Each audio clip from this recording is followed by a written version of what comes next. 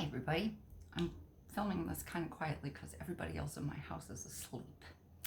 So I have been dreading this all day long because I don't know. I desperately want to do this so I can be part of the community. I'm a little scared.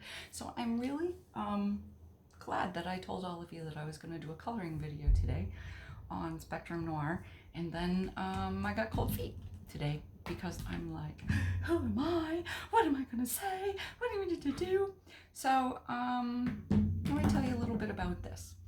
So I actually own a full set of Spectrum Noir markers because a full set of Spectrum Noir markers cost me from Consumer Crafts and from Joann's because everything was on sale. So I got all of my 6-packs from Joann's for half price. So there are 12 6-packs. I got them for the cost of 6 6-packs. So like for $8 a piece. So I got 12 6-packs for $48. And then I got the 4 24-packs for, well, I got 4 of them for $18 a piece, and I got the last 2 for $25 a piece. So basically I have 230 markers for under $200. And because I'm on disability, and because I'm a Scotswoman and I'm as cheap as the day is long, I'm a hobby crafter. I just can't make myself pay for Copic markers when I'm not a professional colorer. I don't care how good they color. I can't make myself pay $8 for a marker. I can't do it. I just can't do it. And I think really it's just about what you learn to use. It's really about what you learn to use. And so today I'm going to show you that you can really, I'm going to start to show you what I learned. So when I was looking, Spectrum Noir has a lot of colors. I'm an eco geek, so you can get refills for them, so you can refill them. They have nibs you can put on them, so if you really want brush markers, you can get brush nibs for them. It's kind of expensive, and you're basically paying the same as you would for a Copic. So if you're really into brush markers, go for the Copics. Go! And remember, I'm not condemning people who spend the money for Copics. You go right ahead. This is me and my preference. So if you have Copics, here's how I use them. I watched an awful lot of videos. I'm completely and totally self-taught, and I go to Copic coloring classes and I learn tricks. You can do everything you can do with a Copic marker with a Spectrum Noir marker. You just have to learn how to use it. You can't flick. You can't push hard. You have to flick more lightly. But you can do all the things that they do the same. So there are some tricks to the trade. First of all, one of the things you have got to do with Spectrum Noir markers, because the colors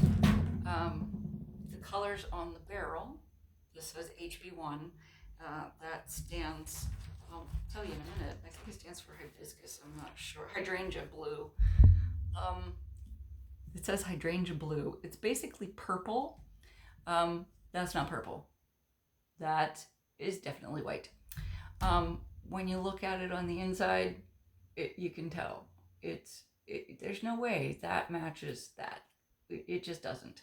And when you color it, as I have done here, look, it doesn't match. It doesn't match. There's no way that matches. So you have got to make yourself a swatch book. So this is what I do.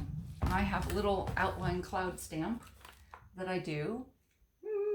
And these are 9-pocket baseball cards. These are 2.5 by 3.5 pieces of paper. Same size as an artist trading card. If you've ever made an artist trading cards, you can get 10 of them out of an 8.5 by 11 sheet of paper. On the end of this video, I will put how you cut that. You cut it the long, you cut 3.5 inches off of it. Then you cut that into 2.5 strips. You cut that into 3.5 inch chunks. And then you take the 3.5 inch strips and you cut that into 2.5 inch chunks. You get 10 cards out of it. So here are all the colors. These are literally all the colors they make. I didn't make a sample for the blender because it's clear. I've left some spaces because of how I wanted to set my book up. Okay. So, and I have some Prismacolor markers. I like those too.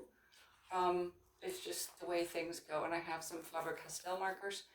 In the back here, this is the swatch sheets from Spectrum Noir itself. I did these on plain old copy paper. They don't come out the same color. They really don't come out the same color. So I apologize for doing this. I have bifocals that they suck. Growing old is awful, in case you wanted to know. This is just so I can see sort of like if I'm looking for a specific marker, what color family is it in? Or if I need to take it somewhere or, you know, something like that. Or if somebody has a question, I just keep that in the back. But one of the reasons I like this system is the other thing about Spectrum Noir markers is I don't know if you can see this. They don't necessarily blend well from color to color. So there are 4 markers on a page. This way, I can take out this and say, how do I want to make the marker families go together? And then I can do one of these things and see how I want to do color families. It's basically exactly the same way as I do my inks. This is my swatch book. So I have an entire set of Memento inks. So there's all my Memento inks. I have my full pads. So here's these are all my, I think these are my Simon Harley inks. Yep, those are my Simon Harley inks. Some of them, my watercolors and my scrapbook.com inks, my pages fell out, so I have to redo them. But you get the general idea. So once you do that, the other thing with Spectrum Noirs is you really have to just put colors together. So one of the things I do is sometimes I just scribble things together to see how it's going to go. So this is hydrangea blue, and this here is purple 4 and 5 with hydrangea blue over it. How is that going to look? Am I going to like that? Because sometimes, even though they put them in color families, you may or may not, it doesn't work like Copic. So with Copic, if you go from B0000 to B9, you're going to find blends that will work together. With these, you may or may not. So I've made you some elephants. I have. So for instance, I'm going to show you ones that work together and some that don't. So thank you, MFT. Let me see if I can get a piece of paper so we can. No, of course not. Oh, okay.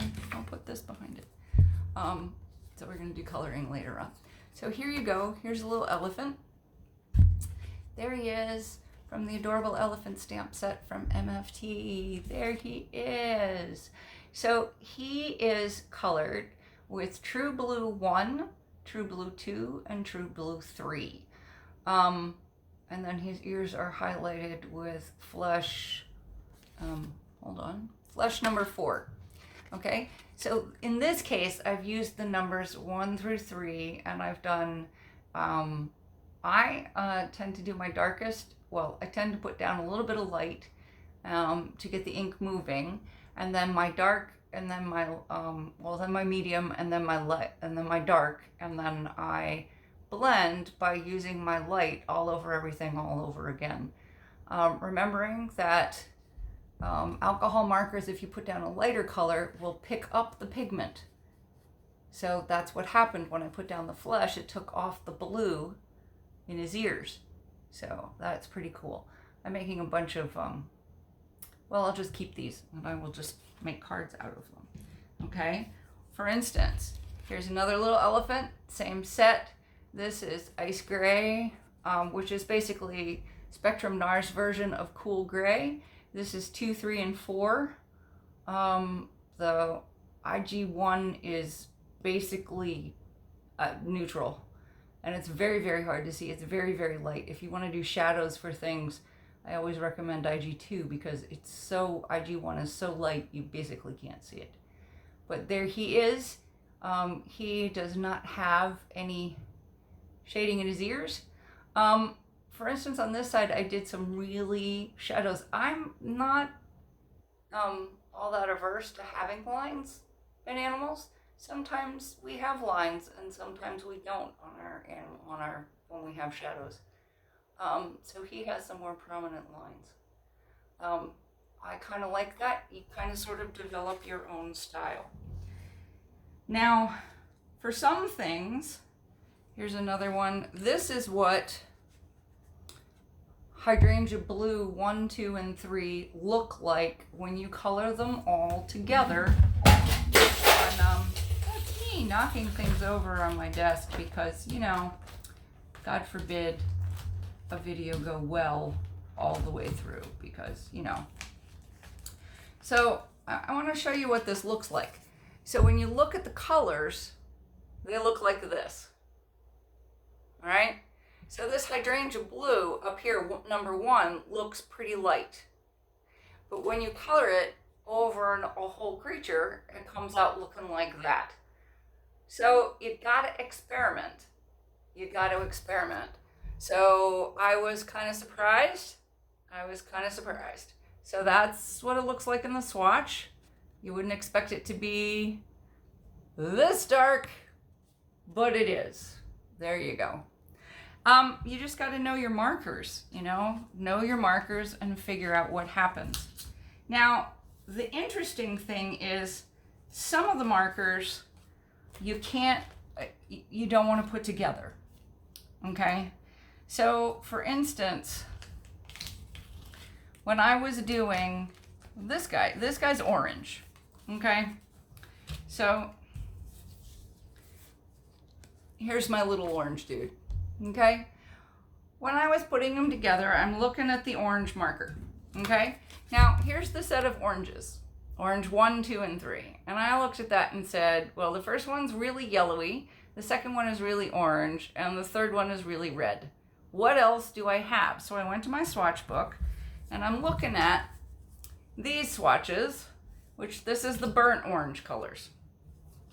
So what I can do is I can look at them together and say, so the jump between orange 1 and burnt orange 2 is a lot shorter than the jump between orange 1 and orange 2. So what I chose to do for this dude here, there's the dude, here's the example, there he is. And here's what I did. I did orange 1, burnt orange 2, and burnt orange 3 as the highlight. So that's what this dude is, okay? So I was playing around, and I think he came out pretty well. And he's got a little coral 1, I think, is in his ears. Let's see what's in his ears. Oh, no, that's flesh number 9. Up there in his ears. So that's what's in his ears. Okay? Now, I like that so much, I thought I would play again. So this time I'm looking and I'm thinking, what else can I do and how can I do this? All right, so I really like the burnt orange colors.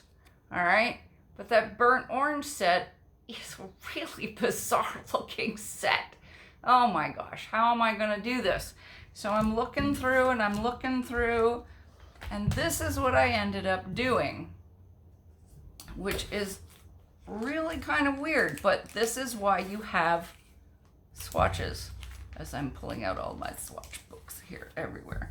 So this dude, there he isn't he adorable? He's very cute. Is burnt orange number 1, right there. Actually, hold on. Where am I? Here it is. So he is GB number 2, then burnt orange number 1, and then GB number 5. And when you put all of those together, you get him. All right? So this is the gold, brown, orange elephant. And this is the orange elephant.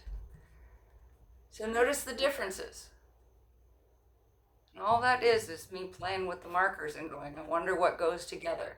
So being able to step outside and look at the color palette and say, which one of these is in the same tones? Can I recognize these are yellow tones, these are orange tones, these are purple tones? How am I going to make these go together?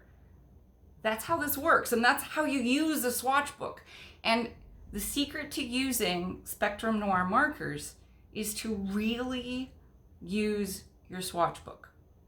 That's the really important thing. Let's see. So this one is he came out sort of pinky pink, but this is dark red, 1, 3, and 5. Also good Christmas colors. So just to show you which the colors, kind of give you a choice of and give you kind of an idea of what the colors are. So remember that weird orange. So here's orange number 2, and then this is that orange number 2 as the lightest color paired with coral number 10 and coral number 8. Because that's the other thing with Spectrum Noir, is that sometimes if you look at when you swatch them out, a marker that has a higher number is not necessarily the darkest marker in the set. It's pretty true for the grays and the browns, but, well, not for all the browns, but for the reds and the oranges, sometimes the higher colored marker is not the lighter marker. So swatch them. That's the whole point of this video. Please swatch your markers. But let me show you this. What did I do with it? There it is. Okay, putting down the elephant. So if you see this, so this is coral 8, and this is coral 10. You see what I mean? Coral 10 is actually lighter in color than coral 8. So what I ended up doing was the lightest color was orange number 2, my mid color was coral 10, and my dark color, my shadow color, was coral 8. I could have used coral 9 too, but I don't know. You know, these things happen. What can I say? These things happen. Anyway, I like him. He came out very cute. There he is. This is the, what do they call it? Arctic blue. That's 1, 2, and 3. They only have 3 colors. There he is. I'm trying to get him in the light. And that's the fluorescent number 3, which is this greeny yellow color. I would not do that again on his ears. And I may change it before too long. You never know. That's what Nuvo drops are for. Yeah. This guy is blue turquoise. 1, 2, and 3. Isn't he cute? And that is, again, that fluorescent number 3 is his ears, which came out much better in the blue turquoise. I just don't think I like it in that dark Arctic color. This is an interesting one. This is pink purple, pink violet. No, pale pink. But it's not all pale pink. So it's pale pink 1, pale pink 3, and antique pink 3 as the darkest color. Because again, that's kind of the tones I was going for. My camera is sleeping. There we go. Sorry about that. Let's get it to focus again. There we go. So let's get it on the card so you can see him. But isn't he adorable? That's a lovely shade of that dusty pink. I really like that one. Ah, that's even better. There we go. So as you can see, there's a lot of really nice colors. For browns, they've got a lot of really nice browns. This is what they call red brown. And I did this one. This is Berry Special Birthday by MFT again. So you can see, and that's red, brown 1, 2, and 3, with some flesh, I think it's flesh number 5, and bright pink number 2 in his nose. That's what I usually do. This one over here is tan, and I believe it's tan 3, 4, and 5. In my next video, I'm actually going to do some coloring for you. But I need to set up my camera differently, and it's too late at night to do that. So, but that's, you can see, it works really well. So, there you go. Just to finish up the video, I want to say, thank you, Mary. I got my card. Very, very cool. I also want to say, Corey, I bought my ticket. Corey and Mary, I bought my ticket for On the Make, Morehead City. Come join us in Atlantic City, North Carolina. Atlantic Beach, North Carolina. Atlantic City's in New Jersey. Do not join us in New Jersey. We are not going to be there. July 20th. It's going to be a blast. I am going to bring my Wendy Vecchi station, STAY-shun, so that people can look at it and play with it, so you'll know what it is. I will be bringing my Spectrum Noir markers. I will. Since we're driving, I can bring stuff. I'm just going to throw it in the car, so that we can, so if people want to play with my markers, they can. So we'll have those. I'll probably also have my Arteza markers and some of my Arteza watercolors, so that people can play with those. If you'd like to see videos, great. If you'd like to subscribe, that'll be cool. Yay! I made a video. Life is okay. Thank you for listening to me. And coloring is actually next. Good night.